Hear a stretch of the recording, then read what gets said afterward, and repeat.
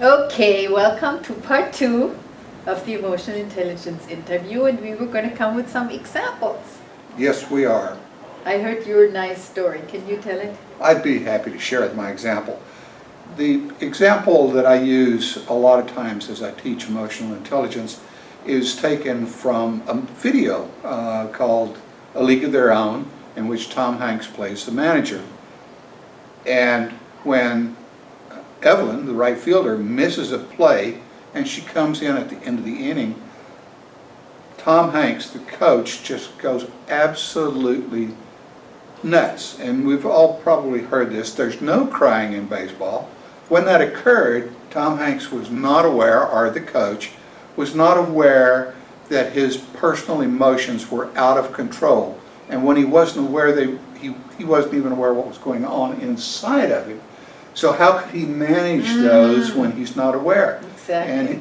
And when he's not aware and he's not managing them, that messes up his relationship with his employee. His relationship management has gone out the window.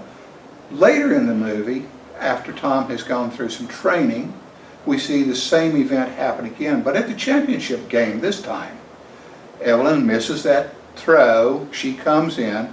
She had been cowed in the first event of that because you could see her come in like this from she had been chewed out before. This time she came in to his, responding to his call, and when she walks up you could see him kind of take a deep breath, kind of prepare, and he says in a very soft voice, "That's something to work on for next season." She's all happy, bounces off to the dugout, and he stands and decompresses it. He goes, "Oh, and he did well. He has handled it. He has handled Awesome. it and improved he's improved his relationship management." Good example, because see, it takes some practice and it takes some focus. Absolutely. The example that comes to me is, would like to pick up on anger. They asked me to do anger management for a court-ordered group of men who had pretty terrible domestic violence cases. Ooh, that's a tough one. And interesting enough, the group was filled of 250 to 350 pound men, Wow. Samoan, black, native, and here I am suggesting, please let me allow these men to experience their anger creatively. And what I would like to do is for them to release it. Right. And of course, guess what?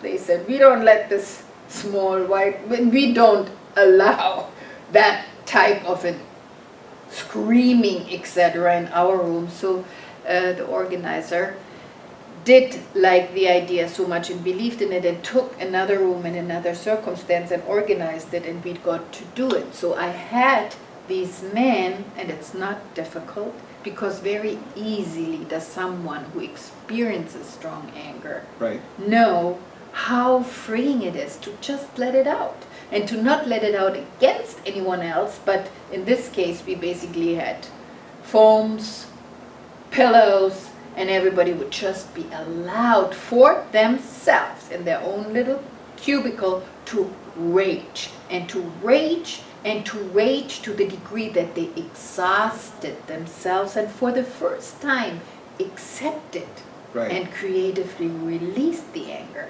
And that was not enough, because that comes from emotional release. Then I added some neurolinguistic programming, and in a second session helped them with altering their behavior, finding strategies to, similar to your story, interrupt, hold the emotion, and build in a new behavior that they then practiced and had. So the success of that session was that those men significantly reduced their anger attacks and outbreaks, and all stated that these emotional intelligence sessions have helped them greatly to handle such a strong emotion. Wonderful example. And I don't know, you're such a small frame woman and you talk about such large gentlemen. I could see where the court would be a little bit nervous in letting you do that.